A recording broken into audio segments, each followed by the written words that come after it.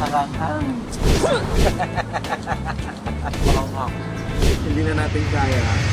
Sawadee-ka, Thailand! It's our last day here in Bangkok. Tapos dito na tayo sa Pratunam area, no? Most Yes. likely sa Siam Paragon tayo, sa Gourmet Eats mamaya.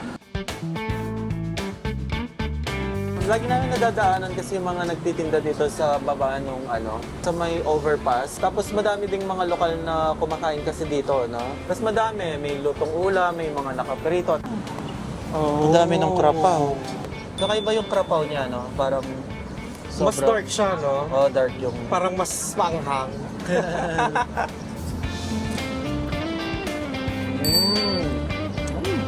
Sabi ko not so spicy, di ba? Medyo maanghang pa. Pero masarap. Ayun, sarap. Tamang-tama yung alat. Pero I think masarap na yung suka. Maanghang. Nagaganyan ako kapag maanghang. Pili mo na akong coffee. At yun na nga, mapapabili ng iced coffee si Essie kasi naanghangan siya. Ito yung naging favorite food natin dito sa Thailand, no? Sarap kasi niya eh. Very flavorful siya, no? Ay, ang sarap. Kung dito kayo kakain, kung di kayo mahilig sa manghang, sabihin nyo, patanggal nyo yung chili, no? Ito sinabi namin konting chili lang, pero maanghang pa rin talaga siya. Ang grabe. Ang dami ng rice. Meron siyang guys, kaffir leaves. Ayun no, very siya, fragrant. Nagkaroon siya ng parang sour na flavor profile ngayon. Oh, sarap. Oh, chili, oh. Ganyan chili. Nakabili ka? Orange Americano. Meron dito sa may bangketa. Gusto natin itong itry, di ba? 75 baht. Sa may Dinsar area, marami yan, di ba? Correct. Pero 180 baht doon. At ganyan panilasa nito.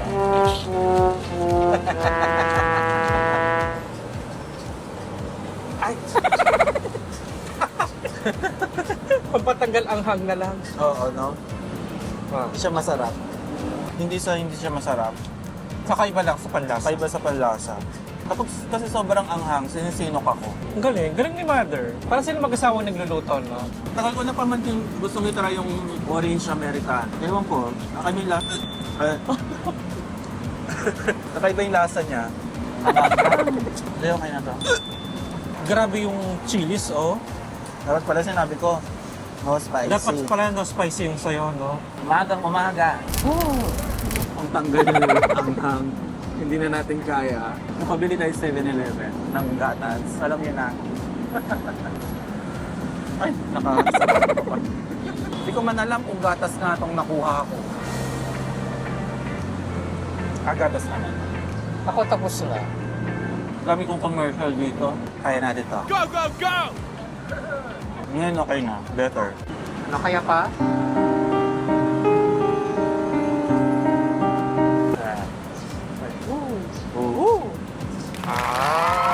Focus natin. Focus.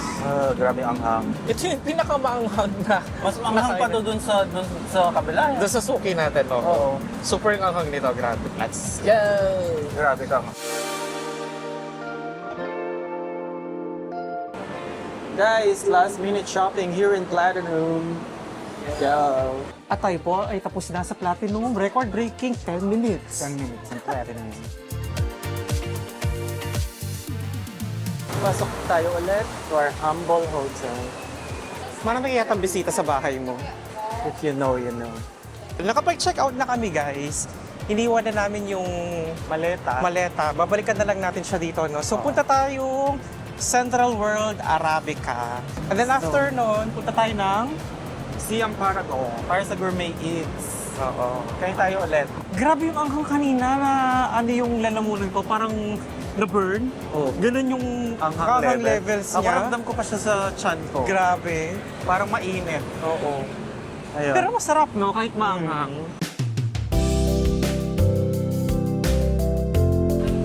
Food, so. Tempura. Ay. Tom yum. Crab.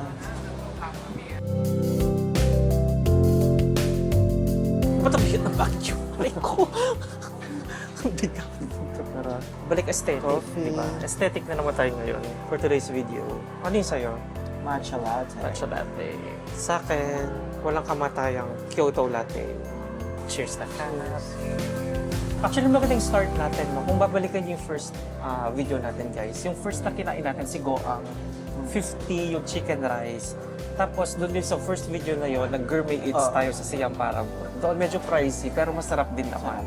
Diba? So nagkaroon tayo ng baseline para sa comparison natin. No? Tapos yung mga kinain natin sa mga gilid-gilid, for me sila yung nag-stand out.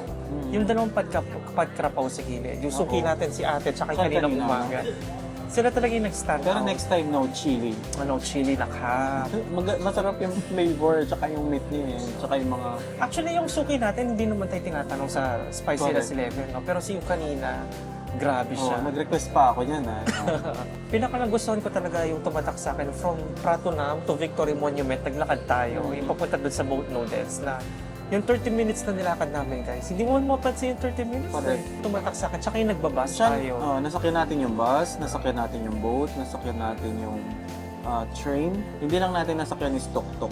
Tsaka yung grab bike. Tsaka guys, before tayo pumunta ng Bangkok, ang daming nasa listahan ko talaga na gusto kong kainin. Sobrang dami. Sobrang dami. Pero, na-surprise ako na yung mga spontaneous na kinainan natin, sila talaga yung nagsa-stand out, no? Mas na-appreciate ko yung mga liit-liit na, yung sa mga gilid-gilid lang. And the Silom Market, surprisingly, parang natuwa ako dun sa... Oo, ang sarap balikan ng Sino Market, no? Ang dami nilang siniserve. Tsaka mura. Ang daming good to find doon yung pancake, yung longgan, tsaka yung donut. Yung langka. So yun, as a first timer, no, natuwa ako dito sa Bangkok. Masaya. Tapos yung marami tayong hindi napuntahan. For example, Chato Chak, kasi weekends lang siya.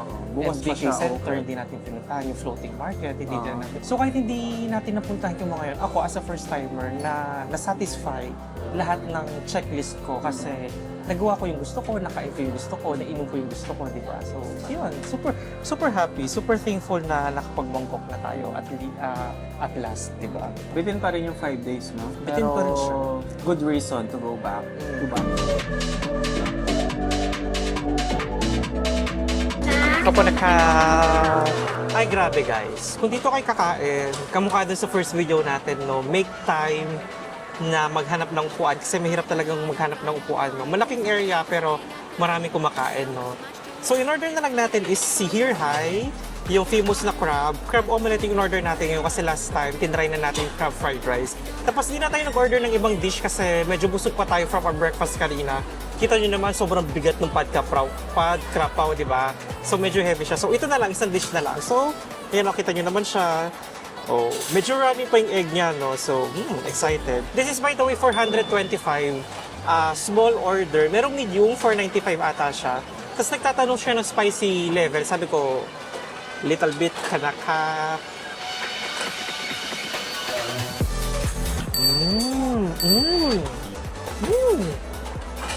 Ay, ang sarap. Yung chili, pwede mo siyang tanggalin kung ayaw mo ng spicy, no? Pero napaka-plain ng lasa ng crab. Parang pinasadahan lang siya ng konting gisa. Hindi siya overcooked. Tapos yung gusto ko yung texture ng itlog. Maganda yung texture ng itlog. Kasi sanay tayo na parang sunny side up. O yung omelette, di ba, super luto siya. Ito medyo runny pa siya ng konti. Ang sarap. Lagyan natin with the sauce. Kulay green yung sauce niya.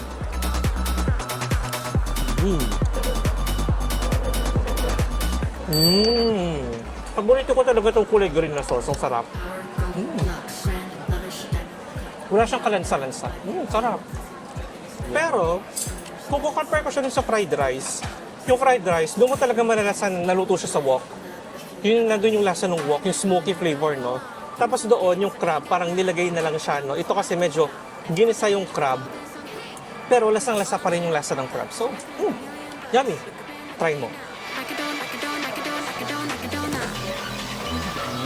Super rich yung crab, no? Ang sarap. Meron pa rin ng a little bit ng spiciness, pero very subtle lang siya.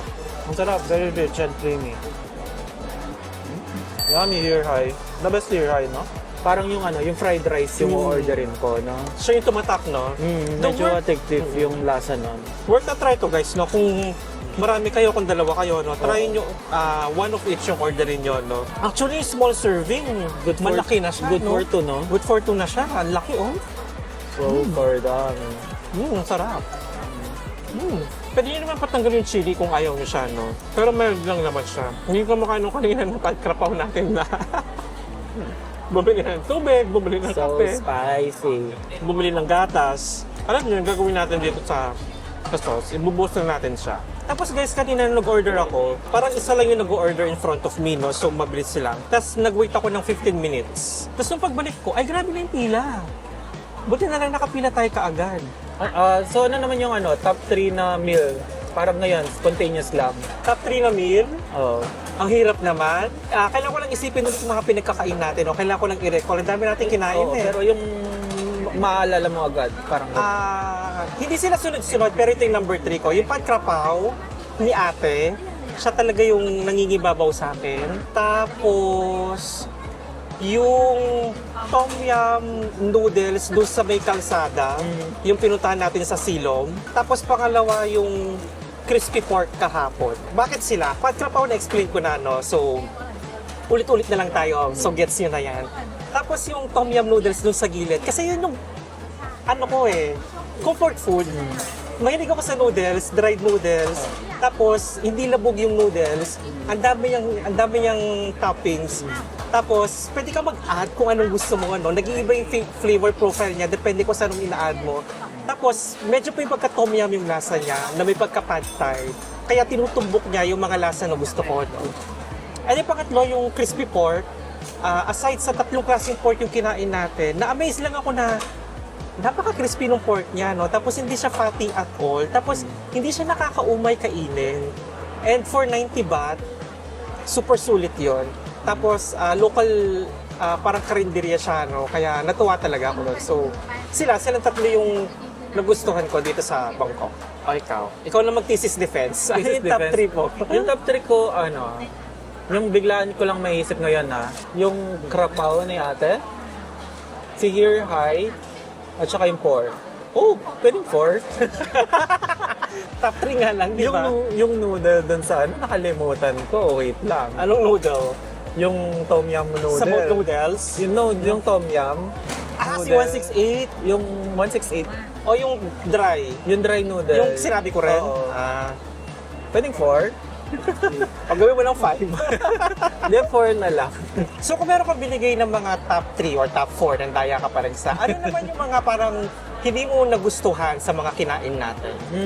Or yung parang, kumbaga, hindi na-set yung expectations mo? Uy, nakalimutan ko pa yung sa top favorite ko, yung omelette fried rice. So, dahil hindi makaisip si SC. Ako yung number 1 sa akin would be si Pad Thai. Yung kahapon, Phai Talu. Kasi, ewan ko, ang taas kasi na expectations ko sa kanya, as in sobrang taas. Pero, personal lang naman hindi ko naman sinasabi na hindi siya masarap. Masarap siya. Pero, may mas nagustuhan akong iba. Tapos, na-disappoint lang talaga ako na ang konti talaga ng servings niya. For its price, no? Kasi, yun nga, nag-start tayo na doon sa ibang tindahan na mura pero maraming servings, medyo doon ako na let down. Pero masarap siya, don't get me wrong. It's worth a try. Ako tinry ko talaga siya personally, di ba? Kasi gusto ko siya. Pero yun nga, hindi niya na-meet yung expectations ko. Tapos yung ano pa ba? Parang siya lang. Ako may naisip na ako na something na hindi ko nababalikan. Hindi siya masarap, pero it's not for me. Hindi ko siya choice, no? Yung taste niya. Yung boat noodle. Hindi ko gusto yung okay naman yung lasa, pero okay na yung small dish lang. Masarap naman siya, pero since sobrang ibang-iba yung lasa na binibigay niya sa akin, alam mo yun. So yun, yung boat noodle. Not for me. So yun guys, from Tokyo, di ba, to Pinas, Tokyo, tapos Pinas ulit, and then Bangkok. So sinamahan nyo kami. So salamat sa pagsama. No? I hope natuwa naman kayo sa ginawa natin kahit puro kumain lang tayo sa Bangkok. Nagpa-add tayo ng pisngi actually. I hope na natuwa kayo sa mga pinaggawa natin dito sa Bangkok, no? At yung mga must-try na food dito sa Bangkok. So again guys, maraming salamat and Hapon na. come na, see you in the next one. Bye!